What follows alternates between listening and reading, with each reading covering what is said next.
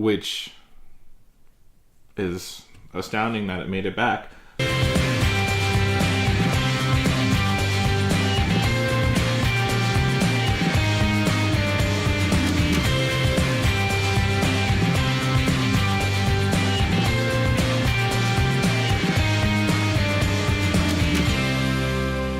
Welcome back to Rewind with bschwitty, because you don't win friends with salad. Today, Argentine Malbecs make their return on Rewind. Mendoza! We're going to be doing another Costco review, a Kirkland Signature brand review. This time, I think it is actually number 4. Today, we're going to do part, I want to say 4, of our Costco wine review segment. But don't quote me on that. This was scrapped, let's see, week 18, nearly 15 weeks ago. But we're going to be reviewing the Kirkland brand Signature Series Malbec with a similarly priced Malbec. And these are both from Argentina. One of my uncles very much enjoys this Costco Malbec. Great price point, good wine, etc., etc. And this, I think I've had before on the show, but it was a similar price point. I think it was $1 more, and they're from the same region. They're, I believe, the same blend. But let's just see if Kirkland stacks up to Tapiz. Don't speak Spanish. They're both 2015s. They're both from Mendoza. Mendoza!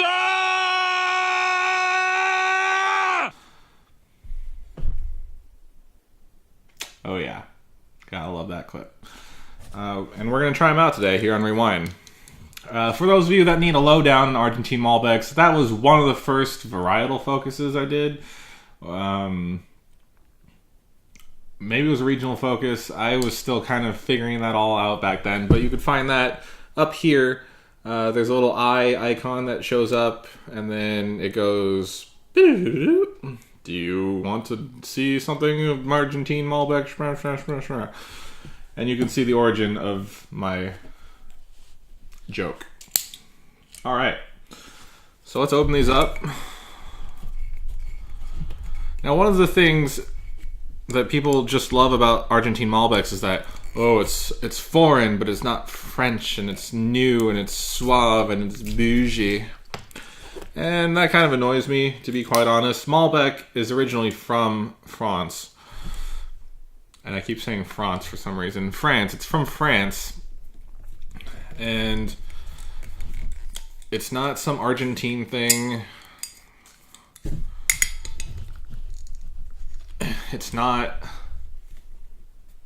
some brand new thing. And sorry, I've been recording and the sun's somehow seeping in through the top.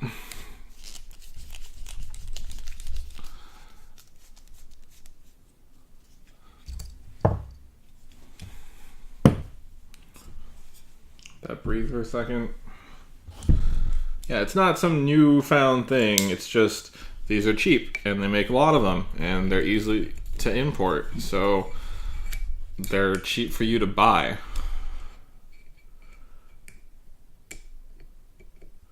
And that's why it's become kind of this cult thing to drink Argentine Malbecs.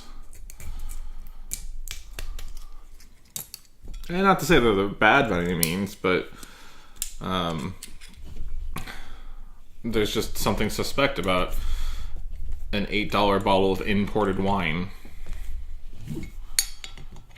But if it lets you... synthetic corks from both of them. Ugh. Which I guess keeps the cost down, to be fair. But it's just, I don't know.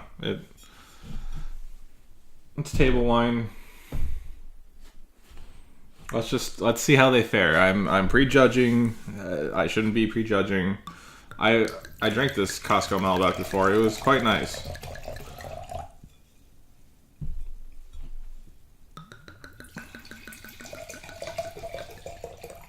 Let's let these kind of open up a little bit.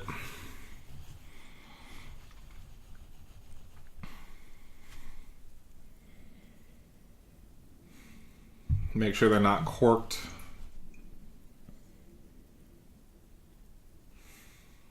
All right. Does the Signature Series beat its counterpart at the same price point? Let's find out. Now, the thing I never liked about Argentine Malbecs is that it's very much like Zinfandel. It's super fruit forward.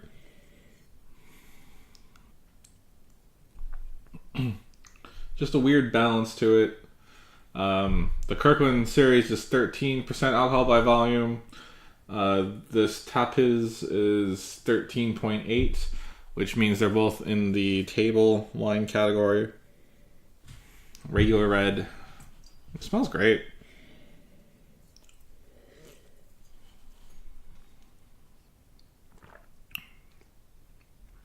On the nose, there's red fruits. It's a little acetone. You can smell a little bit of that oak that they used. It's very very almost young, I would say.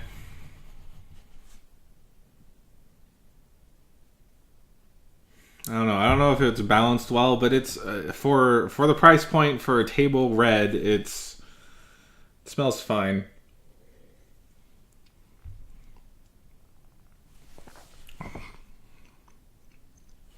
There's a handful of tannins, almost a little bit of greenness to it, like it was picked before it was ripe. Acids moderate. You get a little bit like a dried red fruit note on the finish, strawberry, maybe a little cranberry.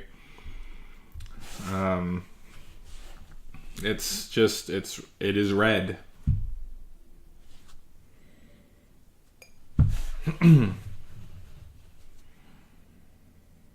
Over here, there's a little bit more of a meaty note to the nose. This is the non-Kirkland brand, the Tapiz.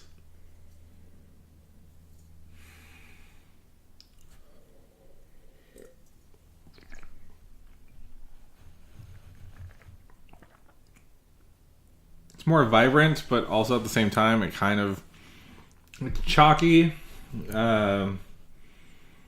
There's more going on, if I'm being honest. But it does have a green note, kind of similar to this one, but more fruitful. It's a more complex structure to it, I want to say. Whereas this one's just kind of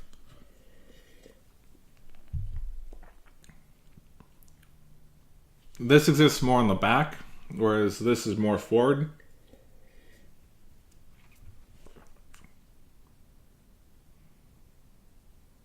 I don't know. I can't really say one's better than the other. I think if you put the two together, they would make a great Malbec. Well, they would make an okay Malbec. Drinking wise, the Kirkland series seems very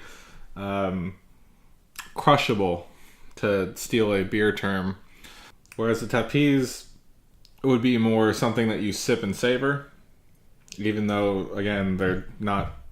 Just pair with your meal. I can't really give a solid winner here. It really depends on what you're looking for. If you're looking, and both would do great paired with dinner. The Tapiz is $1 more, if I remember correctly. So for that extra $1, you get a little more notes, a little more fruit characteristics out of it. This one's a little more plain Jane. You know what? These now open up a little bit. The dried fruits that the red dried fruits on the finish over the kind of green red fruit forward over here. I think I prefer this better. So, Kirkland gets another strike in the win column. Congratulations, Costco. People don't doubt that you have good stuff for a reasonable price. I don't know why I'm doing these. But if you have a chance to try either of these, let me know in the comments below. Do you have a Kirkland Signature brand series wine that you're interested in knowing if it's better than a reasonably priced competitor? Let me know in the comments below. We'll keep going with this series, these installments, when I run out of ideas for Friday episodes. Join us next week, where on Monday we will be talking about Syrah. It's going to be a fun time. Quite educational. Let me know what you're going to do with your weekend. Are you going to have a little wine, a little relaxation? Put it down in the comments below. You can find me on social media, at bschwitty, Twitter, Instagram, Snapchat, Facebook, whatever. Pinterest now. It's not up. I'm still wrapping my head around that one, but it's given me some good pairing ideas, so we'll see how that turns out. This has been Rewind. Thank you for watching. I appreciate all of you out there. I'll catch you next time.